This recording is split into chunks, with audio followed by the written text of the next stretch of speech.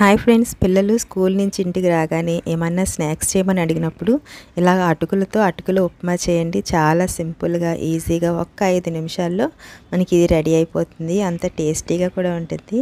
చూడండి, మంచిగా పొడి పొడిగా చాలా బాగా వస్తుంది ఫ్రెండ్స్. ఒకసారి పక్కా కొలతలతో ఎలా చేసుకోవాలో నేను ఈ వీడియోలో చూపిస్తున్నాను చూడండి. అలాగే ఇది ఎలా చేసుకోవాలో చూద్దాం. నేను ఇక్కడ ఒక 2 కప్పులు అటుకులు తీసుకున్నాను. 1 కప్పు వాటర్ని వేసుకుని మంచిగా ఇలాగ కలుపుకుని పెట్టుకోవాలి. ఇలాగ మంచిగా నానుతాయి కదా, నానిన తర్వాత ఒక 5 నిమిషాలు పక్కన పెట్టుకుంటే సరిపోతుంది.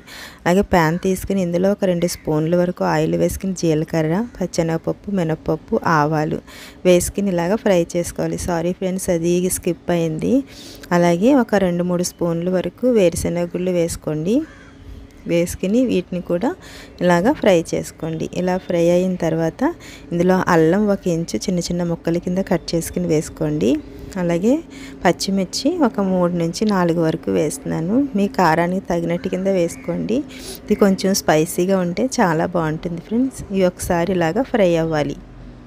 ఇలా ఫ్రై అయిన తర్వాత ఒక ఆనియన్ని ఇలా సన్నగా కట్ చేసుకుని వేసుకోండి. అలాగే కొంచెం కరివేపాకు కూడా వేసుకోండి. వేసుకుని దీన్ని ఇలాగా ఫ్రై చేసుకోవాలి. ఆనియన్స్ మంచిగా ఇలా మగ్గితే బాగుంటుంది. ఇలా అయిన తర్వాత ఇప్పుడు దీంట్లో సరిపడినంత సాల్ట్ వేసుకోండి. అలాగే ఒక పావు టీ స్పూన్ పసుపు వేసాను. వేసుకుని ఇదంతా కలిసేటట్టు కింద కలుపుకోవాలి. ఇలా కలుపుకున్న తర్వాత చూడండి ఎంత పొడి పొడిగా ఉన్నాయో.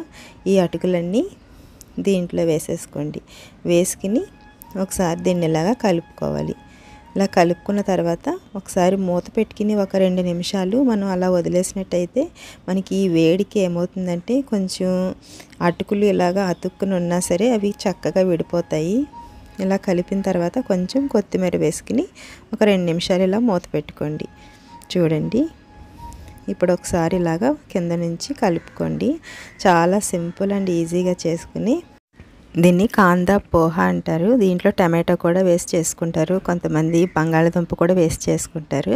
నేను దీంట్లో ఆనియన్ వేసి మాత్రమే చేశాను. చూడండి, ఇది స్టవ్ ఆఫ్ చేసిన తర్వాత ఒక నిమ్మకాయని తీసుకుని ఇలాగా రసం మంచిగా వేసుకుని ఇలాగా కలుపుకోవాలి. ఇలా కలుపుకుంటే కింద నుంచి చాలా టేస్టీగా ఉండే పోహా రెసిపీ రెడీ అయిపోయింది ఫ్రెండ్స్. మీకు నా వీడియో నచ్చినట్లయితే ప్లీజ్ సబ్స్క్రైబ్ చేసుకోండి. అలాగే పక్కనే ఉన్న బెల్ ఐకాన్ క్లిక్ చేస్తే ఆల్ అనే బటన్ వస్తుంది. దాన్ని ప్రెస్ చేస్తే నేను ఏ వీడియో పెట్టినా మీకు నోటిఫికేషన్ వస్తుంది. మీకు నా వీడియో నచ్చినట్లయితే ప్లీజ్ లైక్ చేయడం మాత్రం మర్చిపోద్దు ఫ్రెండ్స్. మీరు కూడా ఒకసారి ట్రై చేసి ఎలా వచ్చిందో నా కామెంట్ బాక్స్లో కామెంట్ చేయండి friends. Okay friends, thanks for watching.